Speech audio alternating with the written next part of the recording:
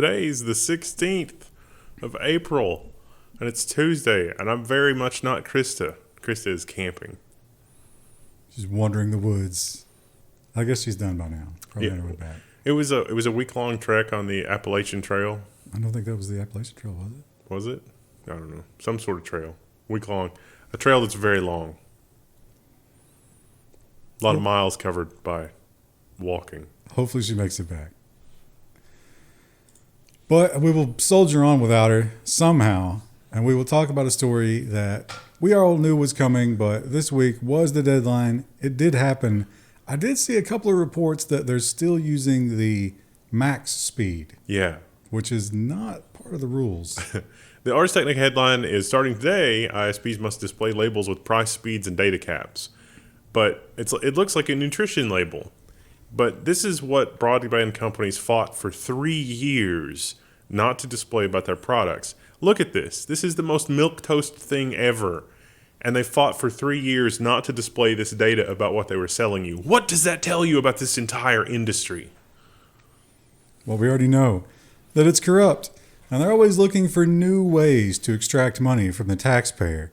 And this was one that I'm sure that they were solidly for, but the FCC has said no, because at this point, they know where that money is going to end up. The FCC chair rejects a call to impose universal service fees on broadband. Engagement challenge. What if there was a $5 a month universal service fee that would also make you immune to any kind of charge of piracy? They would never tolerate that. So you have this for phones, but obviously... And blank media. For the phone, I think it's just landline phones, right? The mobile phones get it? Yeah. So obviously that's not a thing anymore. So everybody was pushing to say, hey, we need to do this for broadband. And then we can take all that broadband money and you can put it into the expansion funds. You know, the expansion funds that you give us every 5 years and we don't do anything? The FCC chair rejected it for exactly that reason, is because there have been local and like special case universal service funds, but the ISPs use that as a vehicle to extract more money from you and then not do anything with it. The FCC has also announced recently that... well, no, I mean, just it's not that they don't do anything with it. It's the thing they're supposed to do, which is expand their network to make it cheaper, they don't do. They buy back their stock instead. Yeah. The FCC has also announced that they are going to return to net neutrality. At least they're going to vote on it. And part of that argument is that, hey, if we don't do something, then the states are all going to do their own thing, and we're going to have a piecemeal situation. But now they're saying that maybe we can still have that, but basically only if these states are doing things we already agree with. The FCC won't block California's net neutrality law and says that states can experiment. So California, as you might imagine, is not erring on the side of big business, like what the ISPs have in mind. ISPs basically want to charge you what you can afford for a byte of data. It's like, oh, you're a wealthy company or Google or Netflix? We want to charge you a lot of money. For that same byte, you or I will also pay, again, for the same byte because we're customers and it's got to get that last mile. So it's a level of corruption that's just incredible.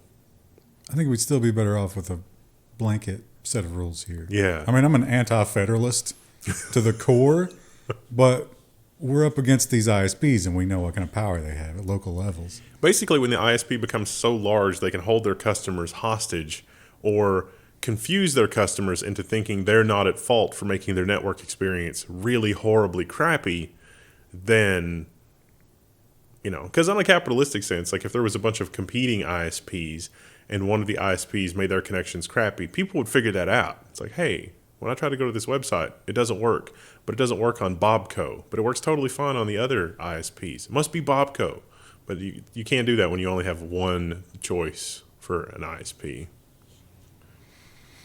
And another thing that you don't really have any choice about these days, which is infuriating because it's been proven a billion times at this point that it's dangerous to you, is who stores your data, who collects it, who sells it. And so now, maybe, finally, how many years later, the government is going to do something. There's a breakthrough online privacy proposal that has hit Congress. Congress is not going to pay attention to it because their pockets have been lined by exactly the people this legislation is meant to legislate. Now, I didn't read the legislation, but the bullet points in this Wired article make it sound pretty comprehensive in terms of like No, you must only store what you need to do business, and you must only store it for the amount of time you need to do business, and you must never trade it with somebody else. You know what this doesn't do, though, is digital property rights. If you buy a game, does that convey property rights? How in America are property rights in question? Let's not omnibus this. We need to get back to solving one problem at a time. That's the problem with our government. We'll deal with that one later. Baby steps, or maybe a better way to put it, octogenarian steps. A shuffle toward freedom. That's the American government. But not freedom for this man. Although, is there a glimpse? Is it the train or is it the end of the tunnel? Biden is considering the Australian request to drop Julian Assange charges. Basically, they're saying, we will claim him. He can come here and live out his days. He's 54 years old, but he's not in good health from the ordeal of the last 10 years. 12 years. But he's not going to have to, go to America, seeing as how he's never set foot in America, to face charges of espionage, because that's the best we could come up with. Now, this would clearly, if it happened, it would be an election year stunt. But it was also just an offhand remark from Biden at a presser. So it carries no weight. The real decision makers, they didn't approve of that at all. You think his phone was immediately ringing and it's like, oh, what's Hillary doing calling me? Oh, I'm not, no, you don't want me to do that? All right. The shock collar they have around his ankle for when he starts to go off script. And the government is also looking to do something about AI. And are they going to stop AI from bombing people or destroying all the jobs or anything like that? No, they're going to protect the copyright holders, as usual. New bill would force AI companies to reveal the use of copyrighted art. Basically, if you feed any kind of copyrighted material, not just art really, into your AI, you have to disclose that. That would add an insane amount of overhead for them, because right now, they're not tracking that at all. No. It's just whatever we can stuff in here, put it in. No, I saw a really amazing thread actually in that somebody has created a web server that's a kind of tar pit for spiders, and they've trapped the OpenAI web spider, and it's done like 14 million requests on their page, and like 7 of them are for robots.txt to see if it has permission to index. And so at this point, like, okay, we might have used that, but I guarantee you the spider that's doing that is not tracking at all like where that came from in the training data. It's just like, I looked at that and then I left, just like a human being would. Now that's for copyright data, and we discussed our personal data, but what about government data? What about data that the government needs and produces itself? That's safe, right? They wouldn't be, sharing it with a select group of corporate entities who line their pockets and give them jobs through a revolving door. Certainly that wouldn't happen. JPMorgan and other Wall Street giants were on a government economist's super users list. This is a person who got economic data and jobs forecast numbers from the government ahead of the government's actual disclosure. Wait a minute. Aren't these people who trade in the markets for a living? That's so weird that they would have early access to this data. Meanwhile, the SEC, it's like, no, we're going after the Bored Apes people. Yeah. So the BLS says, we do not maintain a super user list. This was one bad actor. This was their personal list. We don't condone this. We would never do this. Who did that person make angry that they decided they had to go? I think they just got a little too cozy. They were working too hard for that JPMorgan job. Where are they going to go next? Gotta follow their career, their resume. And it's like, where are they working now? And it's like, such and such think tank. Interesting. Any answer other than federal prison is a problem. And we have big news. I guess that CHIPS money those checks finally cleared because it is flooded out this past week. U.S. to award Samsung up to $6.6 billion in a chip subsidy for a Texas expansion, sources say. You dig into this, and actually this has more strings attached to it than I was expecting, certainly more than they were saying in the beginning. The U.S. would get its $6.6 billion back in probably less than 10 years if Samsung actually puts all of this stuff in Texas. But it's going to be really tricky to employ that many people that have the appropriate training and education to be able to run this type of equipment. what about that display factory in the Midwest? That didn't work out. Yeah, we're never getting that money back, are we? So there's a lot of ifs here. But they will not be alone in, oh no, what have I done here? I've made a terrible error. There's another one. There's another one where they got lots of money, lots and lots of money. I'm going to resort here if you're following along. I'm sorry. I've made a mistake. But yes, Texas, just a stone's throw from Texas over in Arizona. TSMC has won a $6.6 billion, also $6.6 billion U.S. subsidy for Arizona chip production. And again, it's like, this is amazing, but I really hope we figure out automation so that like 7 dudes can run the entire factory, because that's what it's going to take. The other big concern there is the water. And a reporter brought that up. I think the governor was speaking about this, and they were just like, yeah, don't worry about the water. That's not a concern. We're really counting on a breakthrough in desalinization so that we can just use ocean water. And it's like, there's a lot of impurities in that. In the Arizona ocean? No, you could. It's going to take a lot of pipe to get it from. Yeah, yeah. And finally, the last of the CHIPS money, a slightly smaller amount for these guys because they're not as well known. SK hynix is going to build a $3.87 billion memory packaging fab for the U.S. It's HBM4 and beyond. This is going in Illinois. Or sorry, Indiana. Indiana, my bad. That's my Australia. It's Indiana. Lots of jobs, or maybe just a few really high-skilled jobs as robot wranglers. I'm sure those are going to be state-of-the-art robotics facilities. Don't think there's going to be much of a problem for water from Indiana either. Or was this one the Ohio one? Somewhere is also Ohio is getting construction. Indiana now. And, I mean, I really hope that it doesn't come to this, but there's always the Great Lakes. It's like, wait, that's potable water. We probably shouldn't use that. But we need new phones. What can we do? And over at the SEC, we have seen that the central bank digital currencies are pretty much, we're on a timer at this point. It's going to be 2026, 2027, probably. Maybe sooner. And so you need to get all of the existing crypto coins out of your way. The SEC warns Uniswap Labs of a potential enforcement action. Yeah, so the SEC is getting this whole cryptocurrency thing figured out and how to get a lid on it, how to stuff that genie right back in the bottle. This is the same as Coinbase. So the Coinbase has the ongoing litigation. SEC says they're all securities. You're going to have to deal with that. Coinbase says they're not. So does Uniswap. They haven't officially responded yet, but I'm sure that's what their response will be. Engagement challenge. You want to use the comments below and succinctly explain what's going on? Because when you dig into the Coinbase stuff, Coinbase really seems like they've gone out of their way to behave reasonably in uncharted territory. And I really hope they prevail in court. But when you dig into a lot of the other players here, it's like, it seems like fraud. It seems like a scam. So, and of course, we've all got the memory of FTX. That was a scam. Wow. Even with all those celebrities, it was still a scam. Now, it seems like spring, it brings out the pollen and the flowers and all the beauty of nature, but it also seems to bring out the copyright enforcers. They always seem to get a fresh push around this time of year. And this year will be no different. Cox plans to take the piracy liability battle to the Supreme Court. So Cox lost, and rights holders are apparently owed billions of dollars from ISPs because the ISP made it too easy for their customers to pirate copyrighted material.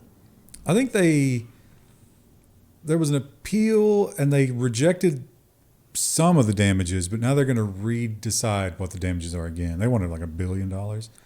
So they're trying to push that court date out and get this in front of the Supreme Court, which would make the other one pause. It's kind of a legal play, but it will be interesting to see where the Supreme Court lands on this. Also terrifying that they could easily go the wrong way. Yeah. Don't forget we have things like the blank media tax that I alluded to, where if you buy, a music CD, you pay that. But if you bought a data CD, you didn't have to pay the music tax. And they really want to bring that kind of thing back. It's like, oh, you're using a digital device. We should just get $5 right off the top of any device with any kind of digital capabilities because you're a filthy media pirate. I'm sure they'll be sniffing around for an AI tax next. Yeah. Right? You're destroying all of our creators' jobs. Give us some money. Well, here's the really scary thing. With the advent of all of this mass production and everything else and AI and watermarking, how much cost do you think it adds to a television to put a chip in there to watermark what you're watching? It doesn't add cost. It adds income because they sell the data. The Supreme Court might not understand that nuance. And we all know that we are in the space age. You thought the space age was like started back in the 60s. No, it didn't start till Elon Musk got here because he turned it into pure commercialism, which in many ways is a departure, and maybe he's getting away with some stuff. Biden takes aim at SpaceX's tax-free ride in American airspace. So you want to launch a rocket? Well, guess what? Planes fly over that spot. And they can't do that during the launch window. So what has to happen is you got to get a bunch of people doing overtime, redirecting things, making new flight plans, etc. Turns out you have to pay them, except SpaceX does not.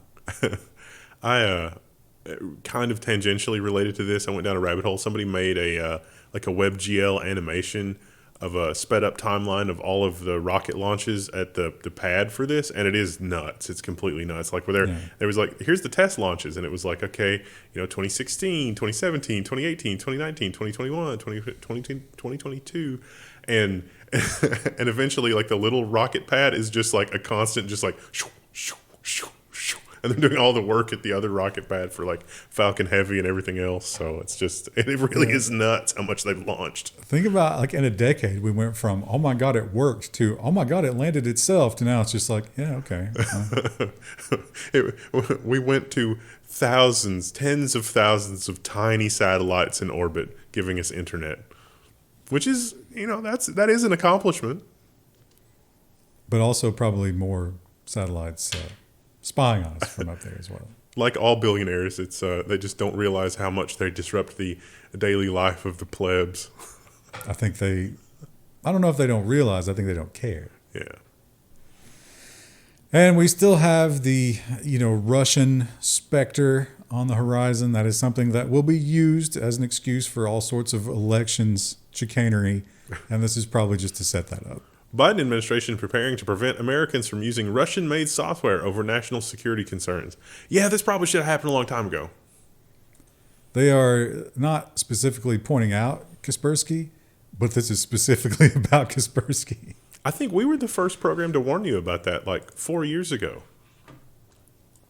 You're welcome. And as I said, the copyright cartel, they're here for their yearly push. And this is a blast from the past. If you don't remember this, you should work on the length of your memories because that's going to be a problem for you for the rest of your life. I really hope Engine X isn't haunted. Hollywood believes the time is right to bring back SOPA, the Stop Online Piracy Act. They really paid a lot of money to try to get this pushed through, and the lawmakers were on board. And then people like you and our audience woke up and said, wait a minute, this is abject, no, we must reject this. And everyone was surprised that the Congress critters were getting calls, and it's like, wait a minute, you're calling me about what? The internet? These computer things? I don't even use that. My aide does stuff with that. Like, why? What's going on? So they're trying to bring it back. There was also the internet blackout, which was very successful. Now, do you think, now that the internet is more consolidated than ever, is a freshly IPO'd Reddit going to participate in that again? My favorite thing in this article is that to implement the requirements here, it would break DNSSEC. So like secure DNS, if you do DNS blocking and if you do the filtering the way that is outlined here, secure DNS is no longer possible. Who would that benefit? Oh, right, the data brokers and the ISPs. Well, over in the European realm of things, they are looking for a very draconian law, which is probably a little bit of overreach, but at the same time, does seem to be a crisis. UK ministers considering banning sale of smartphones to under 16s. How many 16-year-olds themselves do you think actually buy smartphones? I think their parents buy the smartphones. I think most of the time parents probably do buy the smartphones, but if I was 16 in the current climate, I would probably like acquire a trash phone and then get like a $20 SIM card. And if the state of my parents when I was 16 were the same as today, then But today, your parents would also have phones. So, yeah, maybe, probably. so they're saying not only so they can't have modern smartphones, but you could build a smartphone only for 16 and unders, and that would require no social media apps allowed. I'm not sure how that would work exactly. What about like Verizon, where they were caught red-handed, basically monitoring all of your internet traffic? That's no different than what Meta's doing. Well, that's not the thing they're worried about. They're worried about the depression and the unlifing and all of that stuff. They Okay, don't care about your data. The spying and the privacy. And, No, that's not a concern. We have to get you used to that level Right. of, yeah. I mean, they're going to take that over as soon as you get above a certain age. So why would they fight against that? The number of people who unironically say, it's like, well, I don't have anything to fear. And it's like, think about the most unreasonable person you know being able to go through all of your stuff and weaponize innocent things. Most of you probably don't know people as unreasonable as government bureaucrats. And the DMA over in Europe that's making some changes. The biggest one that we were able to measure at this point is browsers. The EU's new tech laws are working as small browsers gain market share. It sure seems like Brave has gotten an injection of money from somewhere, because Brave has gotten dramatically better the last 6 months. But everybody pointed out it's also the first one on the list. Yeah. So some users might just be like, what? What did just go away? Just show me my content. Show me my TikTok video. How long before Edge is renamed to A Edge? Exclamation point Edge. Triple A Edge. And over in Germany, they are recognizing that the workforce in a very short amount of time will be mostly robotic. But for some reason, they still need to follow the same weird rules that humans do. Germany wants its robots to be good Christians and take Sunday off from work. And this is a really interesting article that goes on to talk about, like, there are some convenience stores right now that are almost entirely run without humans, that you could still get, sundries like eggs and milk and whatever On Sundays, they do not have any humans. Yeah, because they're just, everything's closed on Sunday. Who benefits from that? Well, that's supposed to be good, good for your citizens, I guess. Good for your robots?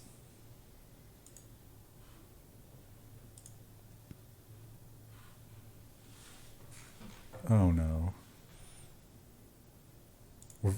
My paywall alternative is some sort of clickbait scam. Oh, here we go. Yes. India.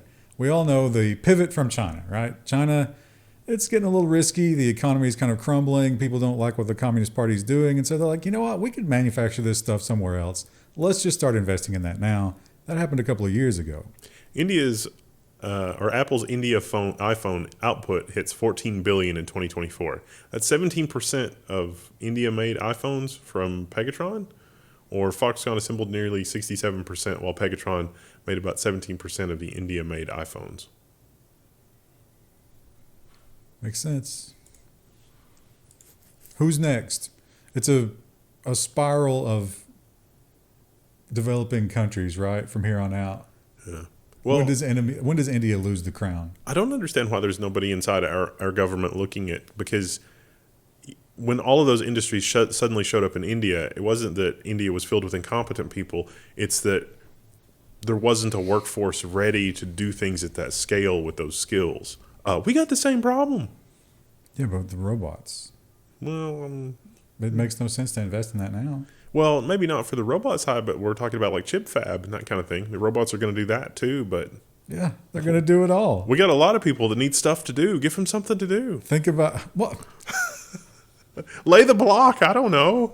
They don't need it. Think about what we were just talking about in terms of SpaceX going from 10 years ago to like, oh my God, look what they're doing. And then now it's just like, yeah, whatever. At 10 years, it's going to, of course, robots do everything. Yeah, if you look at the scale of like SpaceX versus like NASA in 1962, it's like we're going to get people on the moon. And it's how many people like was that? Was that like 1,000? Was that 10,000? And then you look at SpaceX and, SpaceX is doing some really, that's interesting. Well, SpaceX is doing some interesting things. So is Twitter. That's right. The name of that website is Twitter. And he is not playing ball with some of the government demands that we see all the other tech companies constantly giving into. Brazil judge opens inquiry into Musk after his refusal to block accounts on X, because this is what is how did you describe this earlier? Political chicanery. A lot of these people that he is unblocking are, counter to the political interests of this dude. I don't know enough about Brazil to say that like one is good and one is bad. I don't have no idea. But Elon Musk, he describes himself as a free speech absolutist. Of course, we know that falls apart when it has anything to do with him. Musk wants you to think of himself as, an intellectual, but really he's just a chaos monkey. But I don't know. I'd rather take chaos over top-down control. Yeah, I would agree with that. Oh my God, That's a lot of clicks to make the cookie thing go away. A lot of clicks. Maybe we should have a national standard on how many clicks it takes to make a paywall go away. You know who could help with that? The NIST has unveiled a new consortium to operate the National Vulnerability Database. So when you keep track of software vulnerabilities, you kind of need a database. And we have one, the CVE, but it's gotten so large and unwieldy that there needs to be some augmentation to that consortium. So much so that they just stopped doing it in February. And everyone was like, hey guys, I've noticed a lack of information here about these CVEs. And they're like, oh, right, yeah. It's too hard. We have to rethink it. Also, we need money. So they've planned. They're going to bring industry players in on that. That could go poorly. Can we get Musk to pay for that too, in addition to the air traffic controllers? No, because they're definitely going to find Tesla problems if you start applying that kind of security vulnerability research. He does not want that. And here's something that has been going on for quite some time. It's hitting the mainstream. It's good that people know about this. It's really, really frustrating. This actually happened to me, where they were like, you need a guardrail on your porch. And it's like, how do you know that? Oh. Fury as home insurance companies cancel coverage after secretly taking pictures of owners' properties using drones, high-altitude balloons, and even manned airplanes. Basically, the cost for just building a photo, video, surveillance panopticon of literally everything is so low that insurance companies will do that to figure out which homes pose a risk. It's like, you're too close to the tree line. Things can burn you down. You got an empty pool, lose coverage. You got junk in your yard, you're going to lose coverage. You got a roof that they think looks a little sus, you're going to lose coverage. You have a porch that's 6 inches off the ground that doesn't have railing all the way around it, 4 feet high, you're going to lose coverage. See this? That man's treasures? No, insurance company says that's trash, you're done. At some point, why even have it? Oh, because something can go sideways and it's really terrible. Yeah, but they're going to drop you, so. Got to get insurance somewhere. They're going to predict what goes sideways. And cancel it right before you. Yeah. And Apple is giving a very foreboding warning, but not very many details here. Apple alerts users in 92 nations to mercenary spyware attacks. Basically, if you get this, turn your phone off, go get another different phone that's not Apple, and you probably want to change all your passwords. And maybe your identity. Yeah. Because one thing they pointed out here is this is not the usual, like, I know you see warnings like this all the time. This is not that. This is you specifically. This is a very, very powerful entity that wants you specifically. It's good that they're doing this. It feels like it's about 9 years too late, but it's good that they're doing this. Well, we know that Apple hates NSO and all that kind of stuff because it gives them a bad name for security. Yeah. Because if you know anything about it, you know that there is no security on an iPhone. Because meanwhile, Google doesn't even have an internal group to talk about such things because they're so disorganized. Like, think about that. That's just sad. It's like, oh, we've got Android. It's like we're trying to position ourselves as like, has Google internally just conceded to iPhone at this point? It's like, oh yeah, we're never going to overtake iPhone. We're not, the whole state-sponsored security thing. Yeah, we give up.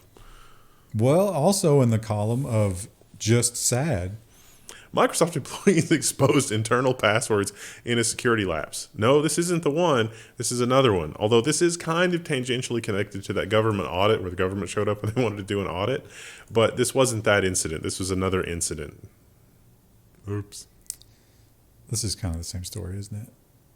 Yep. This is a different source for the MPA really wants to bring back stop online piracy, but also they're going after more ISP. Like they've got big plans.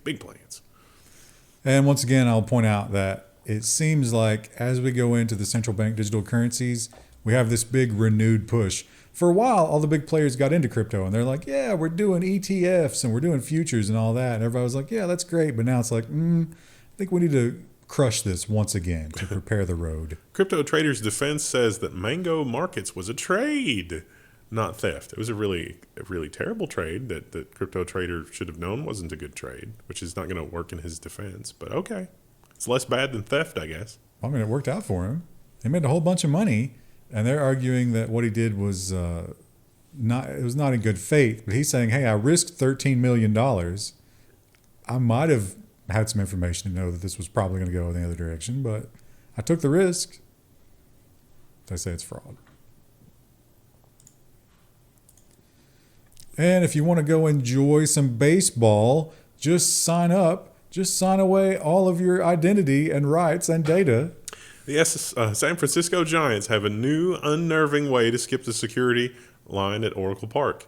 That is basically you just show up and just a little scan of the hand, a little scan of the eyeball, you're good to go. So this is to join the app where your tickets live, because that's the only way to get tickets now. So you already have to install their app to track you.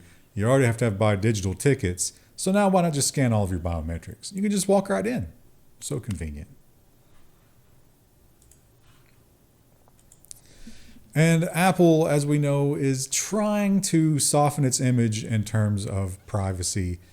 They're trying to do what Europe is making them do, but in the least possible way.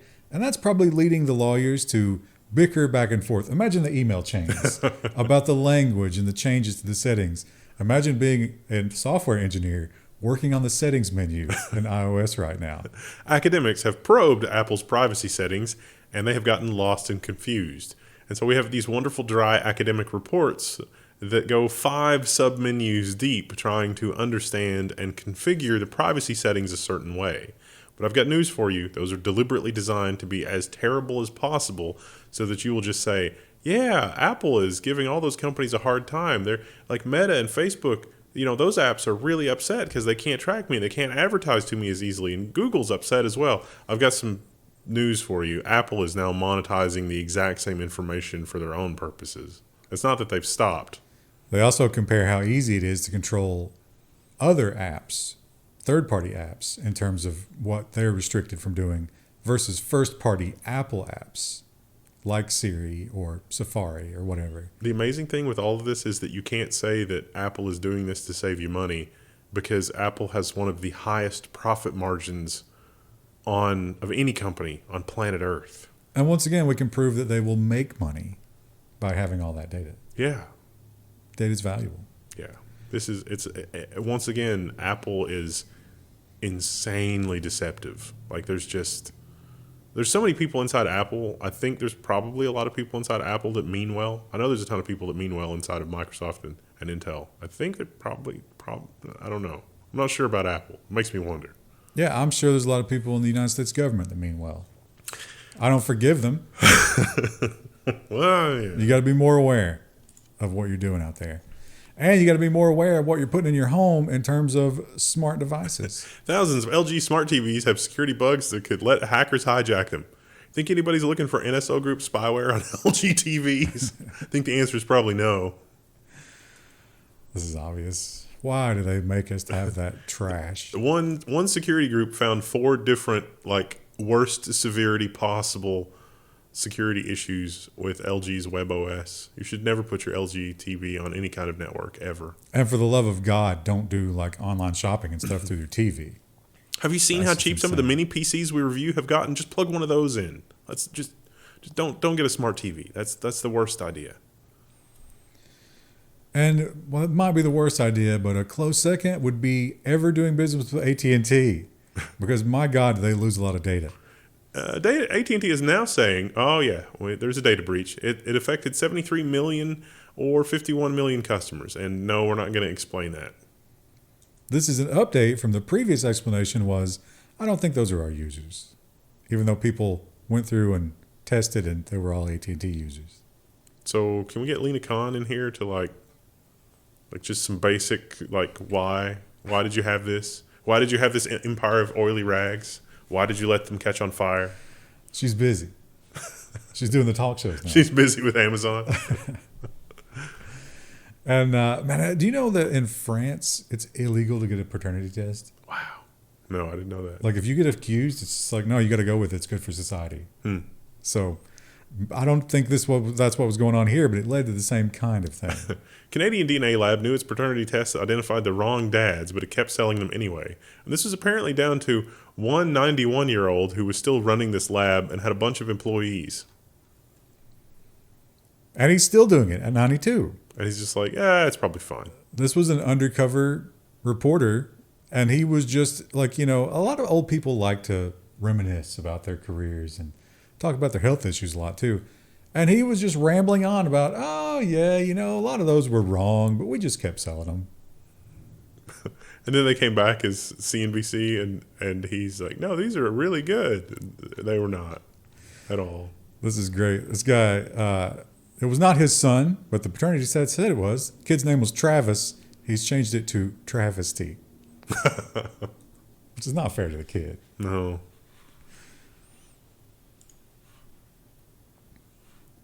Oh, Wired. Why do you got to do this to us?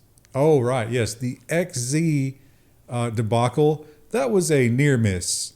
A very near miss. What else is out there hiding? We don't know. Who did it? We also don't know. And people are trying to find out. The mystery of the mastermind behind the XZ backdoor. I got that. The Geotan. Like 2 years. Because this is a 2-year operation. Dude shows up. It's like contributing lots of innocuous looking things to open source. And then this was just a thing to say, hey, let's do some unit testing on XZ, this compression thing. And there's a very, very thin thread that linked that to SSH. And actually, it doesn't, like I mentioned last week, it doesn't link to normal SSH. It only links to SSH implementations as it is implemented in most Linux distros because they need systemd integration. And it's really, the XZ backdoor was introduced through the XZ compression supporting aspects of systemd hooked into SSH. So it's a very, very circuitous route to SSH. And even if you're doing security audits of SSH, you might miss that, because that integration is not part of the base SSH package. So I think this is going to lead to a lot of changes in the way that distros do integration. And there's a lot of people who have been very angry irrationally at systemd for a long time. Sometimes with just cause, sometimes irrationally. And they're like standing on their spinning chair, like pointing at the monitor, just like, Arr! It's amazing.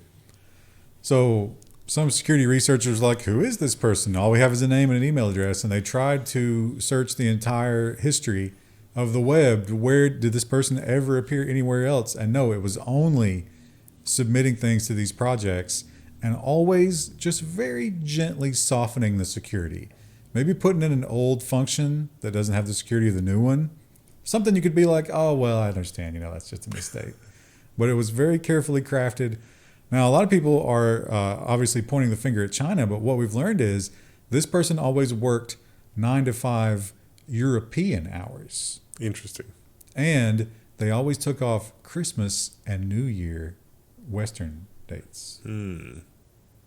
They worked through Chinese New Year. Interesting. That's an interesting, if you're an online sleuth, that's a great one to get into. I think after the whole OPM hack, dual elliptic curve debacle, I hope, pretty sure that the NSA learned its lesson not to meddle with those things. Come on. No. You're joking, right? Please describe one other time in history where the NSA learned a lesson. I could probably come up with something for the NSA, but the CIA has a lot more counterexamples where they, in fact, did not learn a lesson at all. And things went real. There's a lot of books about that. There's probably a lot of opportunity for people to write books, like all the horrible things the CIA has done over the years. NSA. You know what the problem with that is? They have to vet those and clear them forever if you work for them. That makes it problematic. You can connect the dots on the outside if you pay attention, but it's harder. Well, connect with us again tomorrow when we talk about business and social media. Bye. I was hoping for it.